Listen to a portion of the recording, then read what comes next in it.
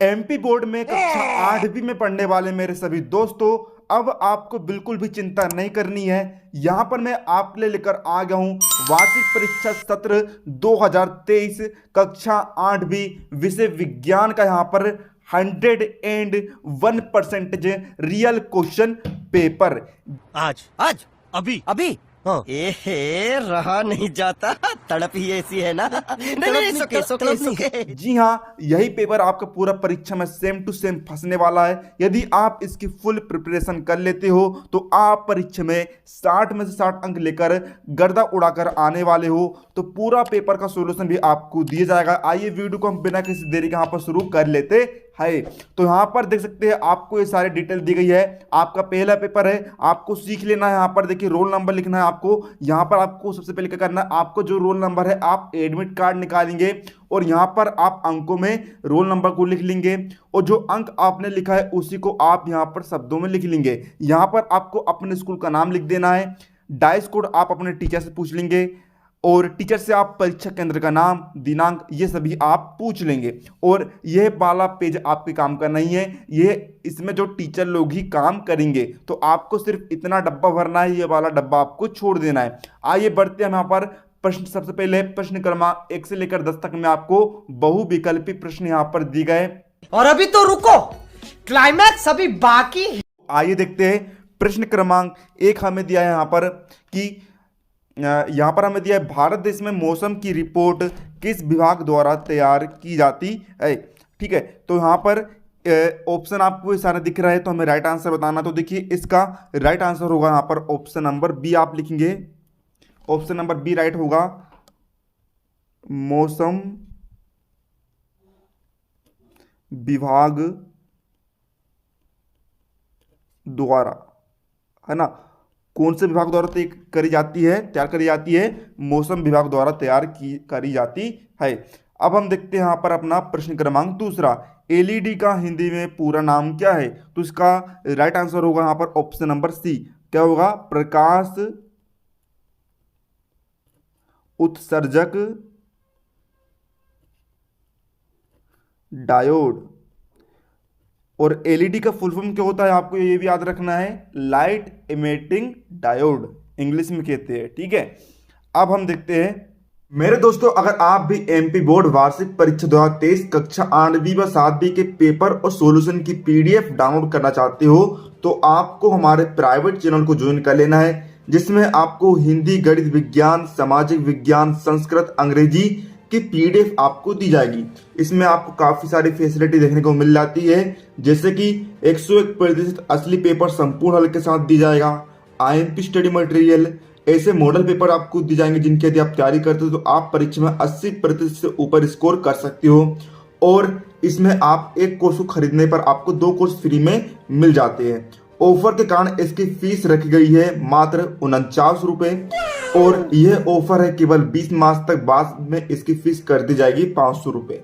तो ऐप को डाउनलोड करने की लिंक, प्राइवेट चैनल को ज्वाइन करने की लिंक और प्राइवेट चैनल को आप किस तरह ज्वाइन कर सकते हो, तीनों की लिंक आपको मिल जाएगी डिस्क्रिप्शन और कमेंट बॉक्स में। तो जाइए फटाफट से इस कोर्स को ज्वाइन करिए और पीडीएफ का आनंद लीजिए। थर्ड क्वेश्चन हमें दिया है, निम्न में से कौन से परिवर्तन से पदार्थ अपनी अवस्था पुनः प्राप्त कर सकता है? ठीक है, यानी कि एक बार जो पदार्थ दूसरे पदार्थ में बदला वह पुनः अपनी अवस्था में वापस आ सकता है। तो इसका राइट आंसर आप लिख देंगे यहाँ पर ऑप्शन नंबर बी। क्या होगा यहाँ पर? बर्फ का पिघलना। ये इसका राइट आंसर यहाँ पर हो जाने वाला है। यानी कि देखिए, यदि एक बार बर्फ पिघल गई, बर्फ पिघल कर क्या बनता है? पानी। तो पानी को यदि हम फ्रिज में वापस रखें तो वह वापस से जो क्या बन सकता है? बर्फ बन सकता है, यानी कि पुनः अम्लीय अवस्था में वापस आ सकता है। प्रश्न क्रमांक 4 हम देखते हैं, एक किसान जो है अदरक की खेती करना चाहता है, वह परिवर्धन की कौन सी विधि प्रयोग में लाएगा? तो अदरक की खेती करने के लिए हम कायिक प्रवर्धन की विधि प्रयोग में लाएंगे। तो इसका उत्तर आप लिखेंगे ऑप्शन नंबर बी, कायिक प्रवर्धन। इसके बाद चलिए देखते हैं प्रश्न क्रमांक 5। क्या कारण है कि ध्रुवीय भालू अधिकतम समय विश्राम करने में व्यतीत करता है? तो इसका राइट आंसर होगा यहाँ पर ऑप्शन नंबर ए वाला। ऑप्शन ए वाला आपका आंसर होगा। तो आप यहाँ पर लिखेंगे अपने शरीर को बहुत अधिक गर्म होने से बचाने के लिए। प्रश्न क्रमांक 6 हमें दिया है, पहेली जो है मेले में झूल रही थी, झूलते समय पहले की गति निम्न में से कौन सी होगी? तो झूले में कौन सी गति होती है भैया? ऑप्शन नंबर ए, दोलन गति यहां पर होती है। अब चलिए देखते हैं हमारा प्रश्न क्रमांक 7वां, दंत चिकित्सक द्वारा मरीज के दांतों का बड़ा प्रतिबिंब देखने के लिए किस दर्पण का उपयोग किया जाता है? तो इसका यहां पर राइट आंसर लिख देंगे आप ऑप्शन नंबर बी, अवतल दर्पण का प्रयोग किया जाता है। अब चलिए देखते हैं प्रश्न क्रमांक 8वां, क्षारीय विलेन में हल्दी पाउडर मिलाने पर विलेन निम्न में से किस रंग में परिवर्तन होगा? तो यहाँ पर इसका राइट आंसर होगा आपका ऑप्शन। चैनल को सब्सक्राइब करो पहले, हाँ जल्दी करो, मुझे पता है कि आप लोग नहीं करते हो, वीडियो देखते हो लेकिन सब्सक्राब नहीं करते। ये लाल कलर का बटन नहीं से दबाओ, जल्दी दबाओ, जल्दी दबाओ, फिर मैं शुरू करूँ, दबा दो जल्दी, दबा दिया, घंटी भी दबा देना, ठीक है। ऑप्शन नंबर ए क्या होगा भैया? लाल होगा।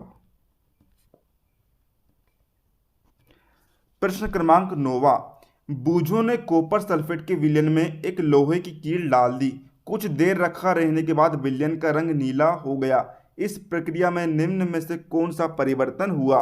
तो इसका राइट आंसर आप लिख देंगे ऑप्शन नंबर बी। क्या कौन सा परिवर्तन होगा भैया? यहाँ पर रासायनिक परिवर्तन होगा दोस्तों।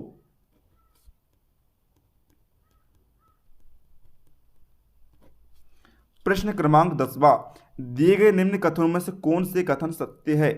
तो यहां पर देखिए, यहां पर इसका आंसर आपको बता दिया जाएगा बाद में, ठीक है। अब चलिए बढ़ते हैं यहाँ पर प्रश्न क्रमांक 11 की ओर। तो प्रश्न क्रमांक 11 में दिया, स्रोत प्रकाश कितने रंगों से मिलकर बना है? सभी रंगों के नाम क्रम से लिखिए। फिर 12वां क्वेश्चन है, लकड़ी का काटना एक भौतिक परिवर्तन है परंतु लकड़ी का जलना एक रासायनिक परिवर्तन है, स्पष्ट करिए। तो यहाँ पर देखिए 11वां क्वेश्चन था आपका, श्वेत प्रकाश कितने रंगों से मिलकर बना है? तो देखिए श्वेत प्रकाश जो है 7 रंगों का मिश्रण है। रंगों के नाम हम कौन से लिख देते हैं? देखिए इसकी ट्रिक होती है बेजानी हप्पी नाला, शॉर्ट ट्रिक कहते हैं बेजानी हप्पी नाला, यानी कि बे से वेगनी, जा से जामुनी, नी से नीला, हा से हरा, पी से पीला, ना से नारंगी, ला से लाल। प्रश्न क्रमांक 12वां है, लकड़ी का काटना एक भौतिक परिवर्तन है परंतु लकड़ी का जलना क्या है? रासायनिक परिवर्तन है, स्पष्ट करिए। देखिए लकड़ी के यदि हम काट देते हैं तो उसके मूल अवस्था में कोई परिवर्तन नहीं आता है, इसलिए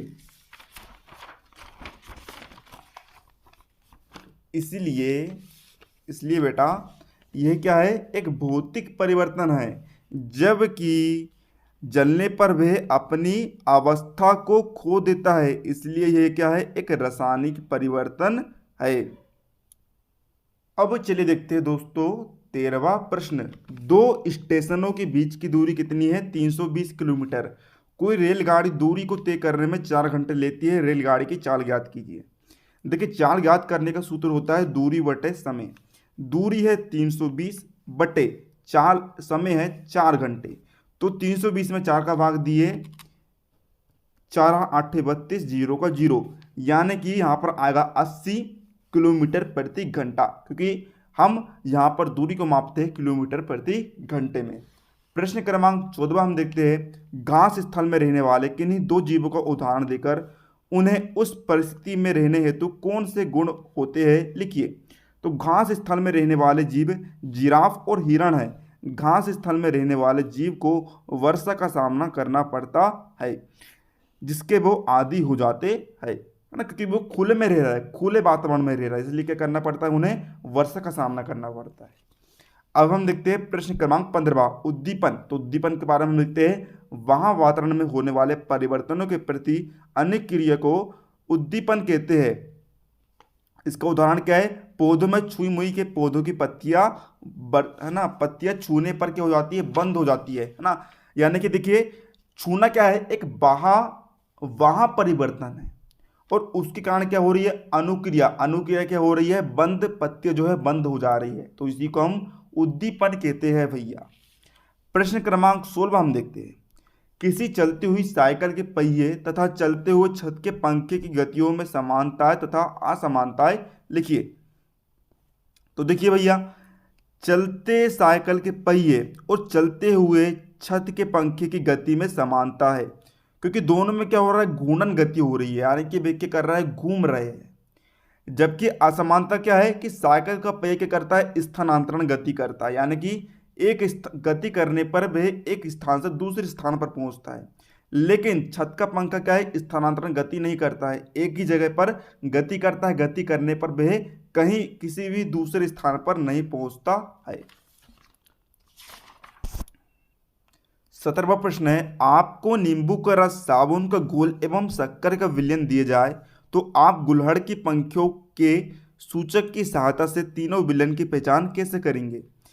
तो देखिए, गुलहड़ की पंखियों के सूचक से नींबू के रस को संगम मिलाने पर हल्का लाल रंग प्राप्त होता है, जबकि गुड़हल साबुन के घोल के साथ मिलाने पर हरा रंग प्राप्त होता है।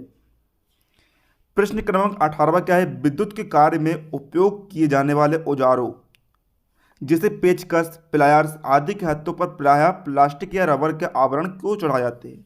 तो देखिए, प्लास्टिक या रबर के यदि हम आवरण चढ़ाएंगे तो क्या होगा, जो करंट है, करंट हमारे तक नहीं पहुंच पाएगा, है ना। दोनों क्या है, विद्युत रोधक पदार्थ है, यानी कि बिजली को आने से रोक देते हैं। और पेचकस, प्लायर, इनमें क्या होते हैं भैया, करंट पास हो सकता है, क्योंकि ये क्या है, धातु है, धातु में करंट पास होता है। प्रश्न क्रमांक 19वां हम देखते हैं, हमारे आसपास वन कम क्यों होते जा रहे हैं, कोई 3 कारण लिखिए। तो देखिए, वन कम होने के बहुत सारे कारण हैं। अधिक धन कमाने के लिए वन माफिया द्वारा दुर्लभ जड़ी बूटियों तथा लकड़ी की तस्करी हेतु पेड़ों को बड़े पैमाने पर अवैध काटना, पर्यावरण संतुलन के निर्धारित मापदंडों की अवहेलना एवं अनियोजित निर्माण कार्यों से वन क्षेत्र लगातार घटते जा रहे हैं। वनों का हमारे जीवन में काफी महत्व है। अब चलिए देखते हैं यहां पर हम प्रश्न क्रमांक 20वां। अब देखिए 20वां क्वेश्चन हमें दिया है, रोगी वाहनों पर एम्बुलेंस शब्द जो है उल्टा क्यों लिखा जाता है। तो देखिए, वाहनों के पश्च दृश्य दर्पण में समतल दर्पण का उपयोग किया जाता है, यानी जो पीछे जो आने रहते हैं ना गाड़ी में, उनमें किसका प्रयोग करते हैं, समतल दर्पण का प्रयोग करते हैं। चूंकि समतल दर्पण द्वारा बने प्रतिबिंब में बिंब का बायां भाग प्रतिबिंब के दक्षिणी भाग की तरह है और बिंब का दक्षिणी भाग प्रतिबिंब के बाएं भाग की तरह दिखाई देता है। इसलिए जब रोगी वाहन आगे जाने वाले वाहनों के चालक अपने पश्च दृश्य दर्पण में देखते हैं तो वे रोगी वाहन पर लिखे एम्बुलेंस को पढ़ सके और उसे आने जाने के लिए रास्ता दे। इस कारण रोगी वाहनों पर एम्बुलेंस शब्द को उल्टा लिखा जाता है। सीधी सिंपल सी बात है, जो दर्पण होते, जो आईने होते हैं, उनमें कोई भी जो शब्द होता है वह उल्टा दिखाई देता है। तो यदि एम्बुलेंस उल्टा दिखाई दे रहा है तो क्यों हम एक काम ये भी कर सकते हैं कि हम एम्बुलेंस को ही उल्टा कर दें, एम्बुलेंस को ही उल्टा लिख दें, तो जो दर्पण है उसमें भी हमें सीधा दिखाई दे जाएगा। अब चलिए देखते हैं, बढ़ते हैं यहाँ पर दी गई उत्तर प्रश्नों की तरफ। यहाँ पर प्रत्येक प्रश्न आपका 5 अंक रहने वाला है। विद्यालय की पिकनिक की यात्रा पर जाते समय बूझों ने पिकनिक स्थल पर पहुंचने तक हर 30 मिनट के पश्चात बस के पथ मापिका पाठ्यांक को नोट कर उसे निम्न तालिका बनाइए।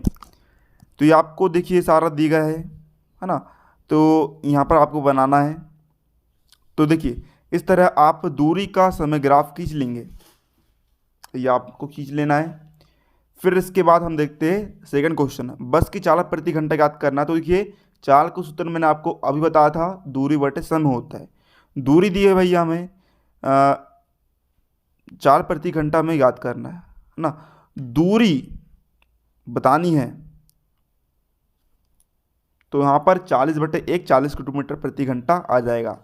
प्रश्न क्रमांक 22 आपका ये है और इसका सॉल्यूशन आप यहाँ पर देख सकते हैं। तो इस तरह विद्यार्थियों हमने यहाँ पर सभी प्रश्नों का उत्तर देख लिया है। उम्मीद है आपको वीडियो हेल्पफुल लगा, तो वीडियो के लिए लाइक का बटन जरूर से दबा दीजिएगा। मिलते हैं अगले किसी नए वीडियो में, तब तक के लिए जय हिंद।